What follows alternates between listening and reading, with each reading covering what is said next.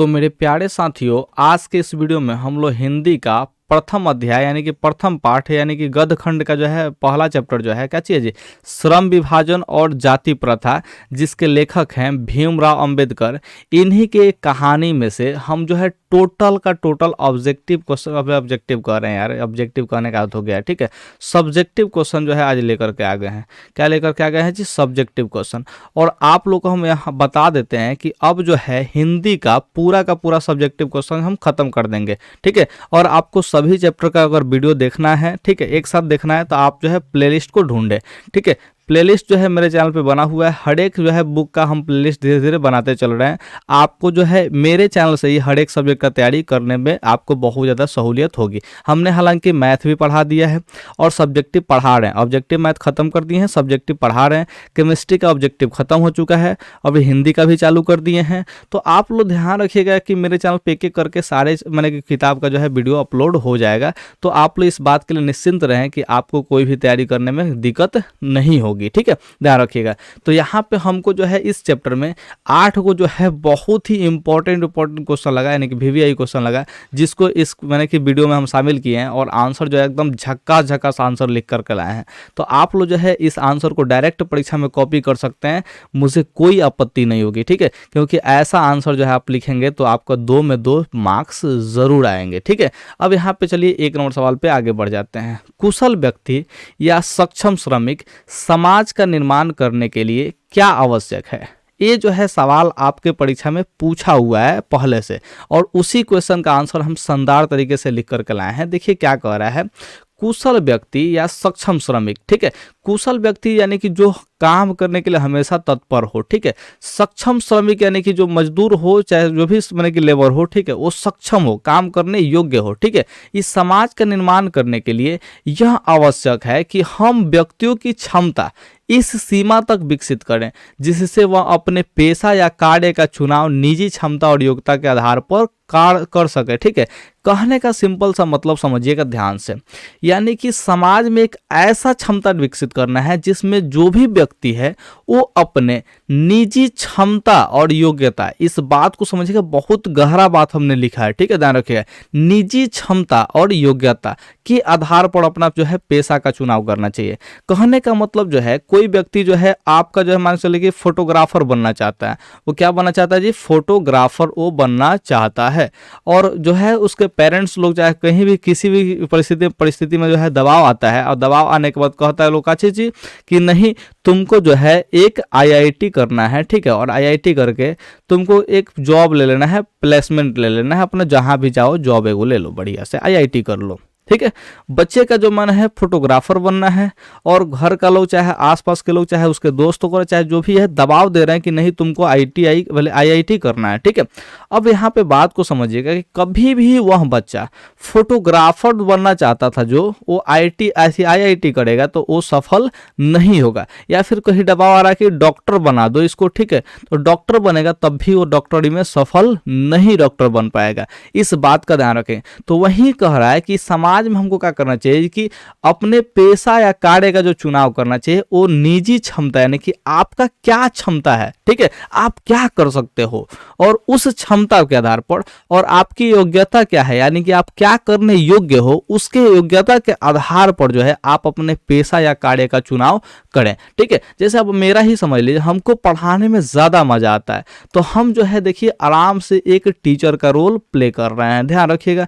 अब हमसे कोई कहे कि बबुआ जाके घर जोड़ाई करो, तो हमसे तो नहीं होगा, बात को समझे, क्योंकि मेरा वो क्षमता है, मेरा योग्यता वो है ही नहीं। तो आप लोग मेरे बातों को समझिए ध्यान से कि जो भी समाज में ऐसा कुछ क्षमता डेवलप होना चाहिए, ऐसा जो है माने कि भावना डेवलप होना चाहिए जिसमें क्या चीज़, कोई भी व्यक्ति अपना पेशा का जो चुनाव करे वो अपने क्षमता, निजी जो क्षमता है उसका, ठीक है, और योग्यता है उसके आधार पर अपना पेशा चुने। यही इस सवाल का एक परफेक्ट आंसर हमको दिखाई दिया, इसलिए हमने जो है इस सवाल का आंसर ए वाला लिखा है, ठीक है। अब यहाँ पे 2 नंबर सवाल को बढ़िया से समझने का प्रयास करें। 2 नंबर सवाल कह रहा है जी, भीमराव अंबेडकर किस विडंबना की बात करते हैं? ये विडंबना शब्द को ध्यान रखिएगा, बड़ा ही प्यारा शब्द है, इसका मतलब हम समझाएंगे, टेंशन लेने की जरूरत नहीं है, ठीक है। अब यहाँ पे समझिए उत्तर, लेखक भीमराव अंबेडकर का मानना है कि हमारे आधुनिक सभ्य समाज, आधुनिक मतलब नया, सभ्य माने कि देख लो सभ्य समाज यानी कि अच्छा समाज, ठीक है, ध्यान रखिए, में भी जातिवाद के पोषकों की कमी नहीं है। यानी कि जातिवाद के जो पोषक होते हैं, यानी कि जातिवाद को जो पालते हैं, ठीक है, यानी कि जो पोष कर रखते हैं, ठीक है, उसका कमी नहीं है आज के भी डेट में। और देखिएगा आए दिन जो है बिहार में जातिवाद होते रहता है। आप लोगों को भी पता है कि जातिवाद कितना बिहार में होता है, ठीक है, और इसी जातिवाद पे जो है बिहार का राजनीतिक भी टिका हुआ है, ठीक है। तो यही कह रहा है कि हमारे आधुनिक सभ्य समाज में भी जातिवाद के पोषक की कमी नहीं, यानी कि जातिवाद को पालने वाले लोगों की कमी नहीं है। इसके पोषक श्रम विभाजन के आधार जाति प्रथा को मानते हैं। यानी कि जो इसके पोषक हैं वो सीधे सीधे क्या करते हैं जी, जो श्रम विभाजन यानी कि शुरुआत में जो काम के आधार पर जाति को बांटा गया था, उसी जाति को जो है क्या करते हैं जी, मानते हैं। यानी कि जो लोग जिस जाति से बिलोंग करते हैं उस जाति को बहुत ज़्यादा प्रायोरिटी देते हैं, यही इस बात का मतलब है, ठीक है। उनका कहना है कि हमारे इस समाज में कार्य कुशलता के लिए श्रम विभाजन आवश्यक है, ठीक है। यानी कि उनका जो मानना है वो हमारा जो समाज है उसमें कार्य कुशलता मतलब काम करने में जो है कुशलता है, ठीक है, ध्यान रखिएगा, उसके लिए श्रम का विभाजन बहुत ही आवश्यक है। और जाति प्रथा भी श्रम विभाजन का दूसरा रूप है। और देखिए श्रम विभाजन जब होगा तो श्रम से उसका चीज जाति प्रथा भी बन गया है, ठीक है। आप लोग बात को समझिएगा ध्यान से, जो पुराने जमाने का जो कल्चर चलता था, जैसे मान चलो कोई मूर्ति जो बनाता है, ठीक है, क्या बनाता है जी, मूर्ति बनाता है, तो उसको जो है कुम्हार कह दिया, क्या कह दिया जी, कुम्हार कह दिया, ठीक है, ध्यान रखिएगा। तो ये कुम्हार जो है जाति हो गया, अब मूर्तिकार जो हुआ वो उसका श्रम हो गया। इस बात को आप लोग ध्यान से समझिएगा। तो वही कहा था कि जो श्रम लोग पहले करते थे ना जी, उसी से जो है जाति प्रथा का जो है विकास हुआ। यानी कि जाति प्रथा जो है क्या हुआ, श्रम विभाजन का ही एक रूप है, ठीक है, दूसरा रूप है। इसलिए इसमें कोई बुराई नहीं है, ठीक है, इसलिए इसमें कोई बुराई नहीं है कि आपका क्या जाति है, चाहे क्या मतलब कि किस प्रथा से आप जुड़े हुए हैं, ठीक है, ध्यान रखिएगा। जबकि जाति प्रथा का दूषित सिद्धांत मनुष्य के प्रशिक्षण अथवा निजी क्षमता का विचार किए बिना गर्भाधारण के समय से ही मनुष्य को पेशा निर्धारित कर दिया जाता है। यह इस आधुनिक सभ्य समाज के लिए विडंबना की बात है, ठीक है। यहाँ पे बाता लिखा गया है, गलती से मिस्टेक हो गया, ठीक है, यहाँ पे बात होगा, ठीक है, ध्यान रखिएगा। अब थोड़ा सा बात को समझिएगा, अंतिम लाइन में जो हमने लिखा है ना, एकदम दिल छू जाने वाली बात लिखा है, इस बात को ध्यान से समझिएगा। जाति प्रथा क्या चीज है, जाति प्रथा यानी कि जाति जो प्रथा चलते आ रहा है, यानी कि हम इस जाति के, हम इस जाति के, ठीक है, दूषित सिद्धांत मतलब क्या चीज, खराब सिद्धांत जो है मनुष्य के प्रशिक्षण यानी कि ट्रेनिंग, प्रशिक्षण यानी कि ट्रेनिंग अथवा निजी क्षमता यानी कि जो उसका यानी कि अपना जो क्षमता है ना कि हम ये चीज कर देंगे, ठीक है, इसका विचार नहीं किया जाता आज के डेट में, ठीक है। गर्भाधारण यानी कि जब बच्चा पेट में ही रहता है उसी समय मनुष्य का पेशा निर्धारित कर देता है कि बड़ा होके ये चीज बनेगा, ठीक है। जैसे जो बच्चा बने कि पेट में है वो इसी समय बने कि माता पिता जो डिसाइड कर देते हैं कि बच्चा जो है क्या चीज बनेगा, डॉक्टर बनेगा, ये बच्चा जो है इंजीनियर बनेगा, मैंने कि उसका पेशा जो है उसी समय निर्धारित कर देते हैं, ठीक है। लेकिन ये पुराने जमाने में ऐसा डॉक्टर और इंजीनियर का ख्वाब नहीं आता था। पहले पुराने जमाने में जो है जैसे बढ़ई होंगे तो बढ़ई का ही काम दिमाग में आता है। अगर मान चलो कि लेबर मिस्त्री होंगे तो लेबर मिस्त्री का ही दिमाग में आता है कि मेरा बच्चा जो है काची बड़ा होकर लेबर मिस्त्री ही बनेगा या मूर्तिकार बनेगा या फिर काची जो कुछ भी जो माता पिता काम करते थे वही काम के लिए अपने बच्चा को भी थोप देते थे वो गर्भ में ही, ठीक है। यानी कि जब माँ के पेट में रहता था बच्चा उसी समय मैंने कि थोप देते थे बात, ठीक है। और यह आधुनिक सभ्य समाज के लिए विडंबना की बात है। यानी कि ये सबसे मैंने कि क्या बताया जी, घटिया वाली बात हो गई, ठीक है, कि अब जो है अगर पेट में ही बच्चा है उसी समय डिसाइड करना कि वो क्या करेगा, ठीक है, बिना उसके क्षमता को जाने, बिना उसके पढ़ने के उसको प्रशिक्षण दिए हुए और सीधे सीधे डिसाइड कर देना कि ये काम करेगा, ये बहुत ही विडंबना की बात है। और इस क्वेश्चन का अगर आंसर आप लोग समझे होंगे तो मुझे उम्मीद है कि आप लोग अब तक लाइक जरूर कर दिए होंगे। अगर लाइक कर दिए ना तो यार आपके लिए बहुत बहुत खुशखबरी है, ठीक है, कि अब मेरे चैनल पे भी देखिए ना नीचे ज्वाइन का बटन दे रहा है, तो अगर ज्वाइन नहीं करने का मन हो तो मत कीजिए, कोई दिक्कत नहीं है। देखिए जाति प्रथा भारत के बेरोजगारी का एक प्रमुख और प्रत्यक्ष कारण कैसे बनी हुई है, ठीक है। यानी कि जो जाति प्रथा है, ठीक है, भारत के बेरोजगारी, बेरोजगारी मतलब समझते हैं ना जी, यानी कि जिन लोग जो है कोई काम धंधा नहीं करते हैं उनको बेरोजगार बोलते हैं। ठीक है, अगर आप लोग भी अभी कोई काम धंधा नहीं करते हैं जिससे कोई पैसा आने कमाई नहीं होता है, ठीक है, तो ध्यान रखिएगा वो बेरोजगार हैं। यानी कि आप सभी विद्यार्थीगण हो सकते हैं कि आप लोग बेरोजगार हो। हम जो है कोई ना कोई काम धंधा कर रहे हैं, इसलिए हमको आप लोग रोजगार में गिन सकते हैं। ठीक है, हम रोजगार के अंतर्गत आएंगे। तो भारत में जो भारत का जो बेरोजगारी है, इसका प्रमुख कारण और प्रत्यक्ष कारण कैसे बना हुआ है, कौन सी, जाति प्रथा, इसी बात का जो है बात कर रहा है उस चैप्टर में। ठीक है, अब इसका आंसर जो हमने ढूंढा तो बहुत ही जबरदस्त सा आंसर मिला। इस आंसर को भी समझने का हम लोग प्रयास करते हैं। ठीक है, देखिए, भीमराव अंबेडकर ने श्रम विभाजन और जाति प्रथा में लिखा है कि जाति प्रथा पेशे का दोषपूर्ण पूर्व निर्धारित ही नहीं करती, बल्कि मनुष्य को जीवन भर के लिए एक पेशे में बांध भी देती है। ठीक है, अब इस बात को समझिएगा ध्यान से। जो जाति प्रथा के आधार, जो श्रम विभाजन के आधार पर जो जाति प्रथा लाया गया था, ठीक है, इसके अगर अंतर्गत देखें तो काची जी, जो जाति प्रथा है, ठीक है, उससे पेशा का जो है निर्धारित जो है पहले ही हो जाता है। माने कि उस पेशा को जो है जीवन भर के लिए माने कि बांध दिया जाता है कि आपको जो है वही पेशा अपनाना है।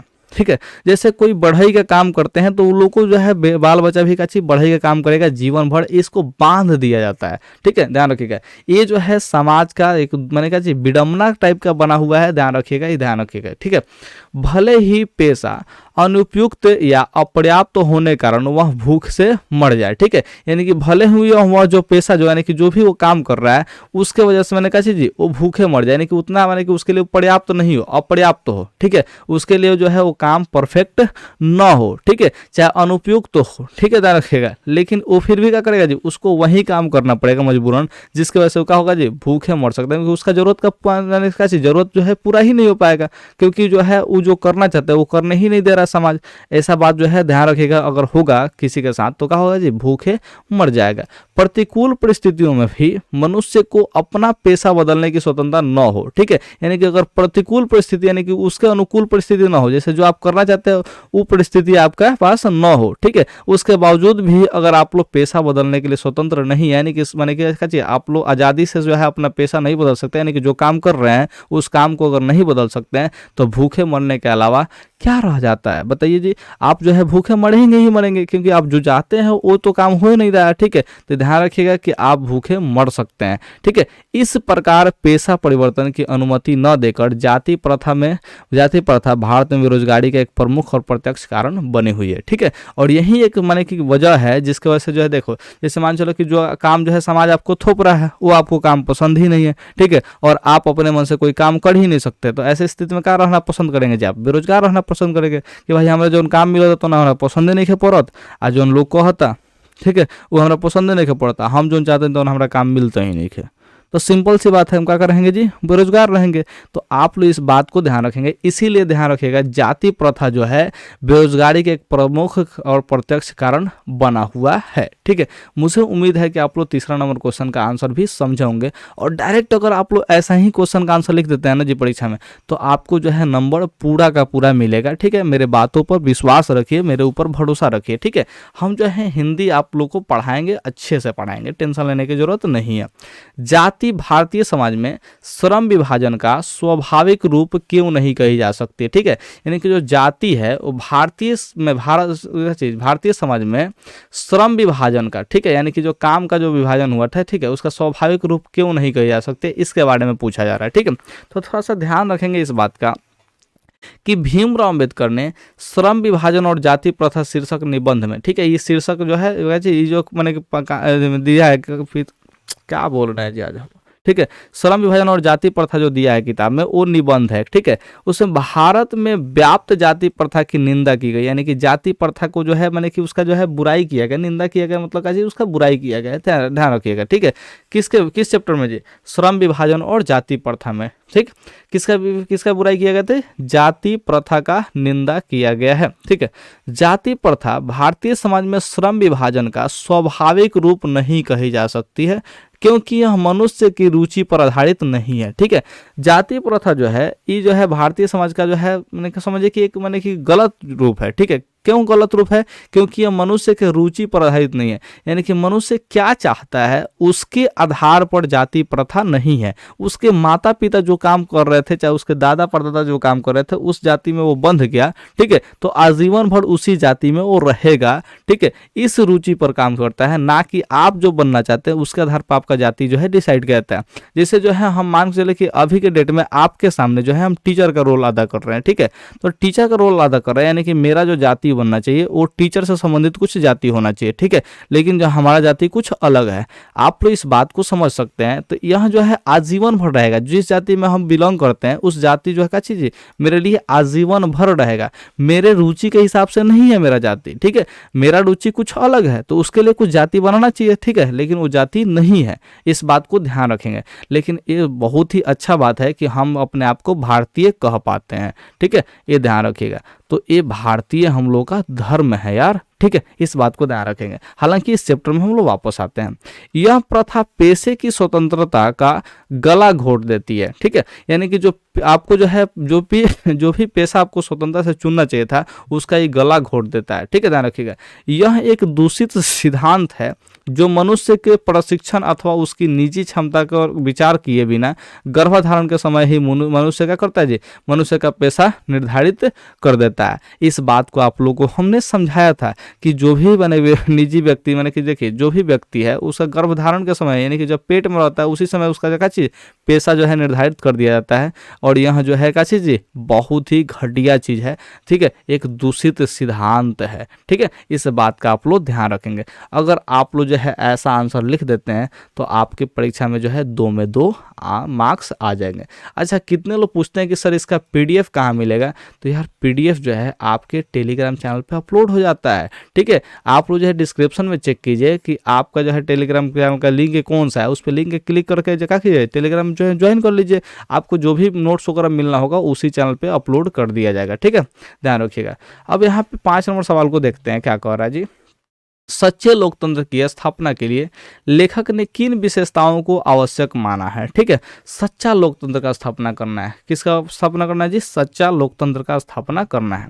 तो भीमराव अंबेडकर का मानना है कि सच्चा लोकतंत्र स्वतंत्रता, समता और भ्रातृत्व का भ्रातृत्व पर आधारित होना चाहिए। ठीक है, यानी कि जो सच्चा लोकतंत्र होना चाहिए वो किस पर जी? स्वतंत्रता पर, यानी कि फ्रीडम पर। समता यानी कि समान, देखिए जितना भी अवसर होगा वो समान होगा सबके लिए। ठीक है, इस पर आधारित होना है। भ्रातृत्व मतलब कैसे? भाईचारा। ठीक है, इस पर आधारित होना चाहिए। लोकतंत्र केवल शासन की एक पद्धति ही नहीं, क्या चीज़? लोकतंत्र मूलतः सामूहिक जीवनचर्या का एक रीति तथा समाज के सम्मिलित अनुभवों का आदान प्रदान का नाम है। ठीक है, यानी कि यहाँ पे लोकतंत्र को मैंने डिफाइन करने का प्रयास किया गया है। ठीक है, क्या है जी? लोकतंत्र केवल शासन का एक पद्धति नहीं है, ये खाली शासन करने वाला चीज नहीं है, एगो सिस्टम नहीं है। ध्यान रखिएगा, लोकतंत्र जो है मूल रूप से सामूहिक जीवनचर्या यानी कि जो समूह में लोग रहते हैं ना जी, उसकी दिनचर्या का एक रीति तथा समाज के सम्मिलित अनुभव। ठीक है, यानी कि समाज में जो भी अनुभव है, जो भी एक्सपीरियंस है, ठीक है, उसका आदान प्रदान का नाम है। ठीक है, यानी कि जो लोकतंत्र है उस समाज के एक्सपीरियंस के बेसिस पे होना चाहिए। ठीक है, समाज क्या चाहता है उसके आधार पर लोकतंत्र होना चाहिए। ठीक है, ध्यान रखिएगा, ऐसे समाज के बहुविध हितों में सबका भाग होना चाहिए। ठीक है, यानी कि समाज के हर एक लोग भी क्या करे जी? लोकतंत्र में भाग ले तथा सबको उनकी रक्षा के प्रति सजग रहना चाहिए, अर्थात एक दूसरे के प्रति श्रद्धा व सम्मान का भाव हो। ठीक है, यानी कि यहाँ के सभी लोग क्या करे जी? एक दूसरे का सम्मान करें। ठीक है, और एक दूसरे के बराबर अधिकार दे। ठीक है, तो ये जो है सबसे अच्छा लोकतंत्र स्थापना हो जाएगा। ठीक है, तो सच्चा लोकतंत्र जो है इसी तरह से स्थापित किया जा सकता है कि सभी लोग में भाईचारा हो, सब लोग एक दूसरे का सम्मान करें। ठीक है, और समाज का जो भी एक्सपीरियंस है उसके आधार पर जो है राजनीति किया जाए। ठीक है, इस तरह से अगर आप लोग करते हैं, मैंने कहा इस तरह से अगर देश में किया जाता है तो वो एक सच्चा लोकतंत्र का मैंने कि अनुभव हो पाएगा। यहाँ पे देखिए 6ठा नंबर का रहा है कि लेखक ने पाठ में किन पहलुओं से जाति प्रथा को एक हानिकारक प्रथा के रूप में दिखाया है। ठीक है, तो यहाँ पे उस पहलुओं का चर्चा करते हैं इस चैप्टर का। ठीक है, ध्यान रखिए, क्वेश्चन आप लोग समझ लिए तो हम आंसर पे आते हैं। आंसर को थोड़ा सा बढ़िया से यहाँ पे लिख लेते हैं, देख लीजिए, लिख लिए हैं हम, खाली पढ़ लेते हैं। मानव मुक्ति के पुरोधा एवं संविधान निर्माता भीमराव अंबेडकर ने श्रम विभाजन और जाति प्रथा शीर्षक निबंध में जाति प्रथा को हानिकारक प्रथा बताया है। ठीक है, यहाँ तक क्वेश्चन के बारे में जो है थोड़ा सा बात लिख दिया गया। ठीक है, ध्यान रखिएगा। अब यहाँ से मेन आंसर चालू होता है। जाति प्रथा श्रमिकों को ऊंच और नीच में बांट देती है। ये बात बिल्कुल सही है। आप लोग देखते हो कि जो भी जाति धर्म बताया जाता है, देखिएगा, एक जाति को ऊंच बताया जाता है, एक जाति को नीच बताया जाता है। तो यही कह रहा है कि जाति प्रथा जो है श्रमिकों का करता है जी, ऊंच और नीच में बांट देता है। जाति प्रथा पेशा चयन की स्वतंत्रता का गला घोट देता है, यानी कि आप अपने हिसाब से पेशा नहीं चयन कर सकते हैं। हालांकि आज के डेट में तो आप कर सकते हैं क्योंकि आप लोग शिक्षित हो चुके हैं। ठीक है, लेकिन ये बात चल रहा है पुराने जमाने का, जिस समय ये निबंध लिखा गया ना, उस समय का बात चल रहा है। ठीक है, उस समय जो है आप स्वतंत्रता पूर्वक पेशा नहीं चेंज कर सकते थे। ठीक है, आपको आपके जो भी पिता माता करते थे, ठीक है, वही काम आपको भी करना पड़ता था। ठीक है, यानी कि स्वतंत्रता का जो है, स्वतंत्रता से जो अभी पेशा जो अभी मैंने कि चयन कर पा रहे हैं, ठीक है, उस जमाने में नहीं कर पाते थे। ठीक है, तो उस जमाने में बात लिखा गया है। श्रम विभाजन की दृष्टि से भी जाति प्रथा दोषपूर्ण है। ठीक है, यानी कि श्रम विभाजन की दृष्टि से देखा जाए तब भी क्या चीज जाति प्रथा जो है दोषपूर्ण है, यानी कि इसमें दोष है, कहीं ना कहीं दोष इसमें है। ठीक है, श्रम विभाजन यानी काम के आधार पर भी विभाजन किया गया हो तब भी यह मनुष्य की इच्छा पर निर्भर नहीं है। ठीक है, यानी कि यह मानव के जो है, जो भी मनुष्य चाहता है उसके इच्छा पर ही निर्भर नहीं होता है जाति प्रथा। मनुष्य की व्यक्तिगत भावना तथा व्यक्तिगत रुचि का इसमें कोई स्थान या महत्व नहीं होता है। यानी कि जाति प्रथा में जो है मनुष्य का जो व्यक्तिगत भावना है, ठीक है, यानी कि जो व्यक्ति यानी कि वो जो चाहता है, ठीक है, चाहे उसको जिसमें रुचि है उसका इसमें कोई महत्व नहीं होता है। आर्थिक पहलू से भी जाति प्रथा हानिकारक है, यानी कि आर्थिक रूप से, यानी कि रुपया पैसा के मामले में भी देखें तो जाति प्रथा क्या है जी, हानिकारक है, क्योंकि लोग रुचि के साथ काम नहीं करते हैं। यानी कि देखो, अब जाति प्रथा की वजह से जो है क्या करते हैं जी, अब जो है जो यानी माता पिता करते थे वही काम जो है ये लोग भी करते थे, तो ऐसे स्थिति में कहते जी अच्छे से वो काम नहीं कर पाते थे, इसलिए आर्थिक रूप से भी हानि होती थी, यानी कि वो ज़्यादा रुपया पैसा अपना कमा नहीं पाते थे। ठीक है, यह प्रथा मनुष्य की स्वाभाविक प्रेरणा, रुचि व आत्मशक्ति को दबाकर उन्हें अस्वाभाविक नियमों में जकड़ कर निष्क्रिय बना देती है। ठीक है, यानी कि जो जाति प्रथा है वो जो है स्वाभाविक प्रेरणा, यानी कि जो मनुष्य का जो भी होता है ना जी, अपना जो विचार होता है, ठीक है, उसको क्या करता है, दबा देता है, और जो है अस्वाभाविक नियम, यानी कि जो भी समाज जो है नियम थोपा है उसमें जकड़ करके उस व्यक्ति को भी क्या कर देती है जी, निष्क्रिय बना देती है। तो इतना शानदार आंसर लिखा हुआ है। ठीक है, और ये वाकई में जो चैप्टर है ना जी, ये हिला देने वाला चैप्टर है, तो आप लोग भी हिलिएगा नहीं। ठीक है, आप लोग पढ़िएगा। अब यहाँ पे हम लोग आ जाते हैं 7वां नंबर क्वेश्चन पे। ठीक है, उसके बाद हम लोग 8वां नंबर क्वेश्चन भी पढ़ लेंगे। तो 7वां नंबर क्वेश्चन क्या कर रहा है जी, लेखक के अनुसार आदर्श समाज में किस प्रकार गतिशीलता होनी चाहिए। ठीक है, यानी कि जो लेखक भीमराव अंबेडकर है उनके हिसाब से आदर्श समाज, ठीक है, आदर्श समाज यानी कि ऐसा समाज जिसमें सब कुछ हो, ठीक है, उसमें किस प्रकार गतिशीलता होनी चाहिए, इस बात को पूछ रहा है। तो लेखक भीमराव अंबेडकर के अनुसार किसी भी आदर्श समाज में इतनी गतिशीलता होनी चाहिए जिसमें कोई भी वांछित परिवर्तन समाज के एक छोर से दूसरे छोर तक संचालित हो सके। ठीक है, यानी कि अगर कोई भी समाज में बदलाव हो, ठीक है, तो उसको एक छोर से दूसरे छोर तक संचालित किया जा सकता है, यानी कि फैलाया जा सके। ठीक है, ऐसा गतिशीलता होना चाहिए। ऐसे समाज में बहुविध हितों में सबका भाग होना चाहिए, यानी कि ऐसे समाज में हर कोई भाग ले पाए। ठीक है, ऐसा समाज होना चाहिए। सबको उनकी रक्षा के प्रति सजग रहना चाहिए, यानी कि हर कोई एक दूसरे की रक्षा करने के लिए क्या होना चाहिए, सजग रहे, सतर्क रहे। ठीक है, तो क्या होगा जी, यहाँ पे इतना गतिशीलता जरूर होना चाहिए। ठीक है, अब आइए 8 नंबर सवाल को पढ़ लेते हैं। अंबेडकर के अनुसार जाति प्रथा के पोषक उसके पक्ष में क्या तर्क देते हैं। ठीक है, यानी कि जो जाति प्रथा को पोष पाल कर रखे हुए हैं, ठीक है, वो क्या तर्क देते हैं, इसके बारे में बात समझते हैं। अंबेडकर के अनुसार यह विडंबना है कि इस आधुनिक और सभ्य समाज में भी जातिवाद के पोषकों की कमी नहीं है। ये बात बिल्कुल सही है, हमने ऊपर समझाया है 1 नंबर क्वेश्चन में। इसके पोषक कई आधारों पर इसका समर्थन करते हैं। ठीक है, यानी कि जाति प्रथा के जो पोषक होते हैं वो बहुत सारे आधार पर जो क्या करते हैं, समर्थन करते हैं।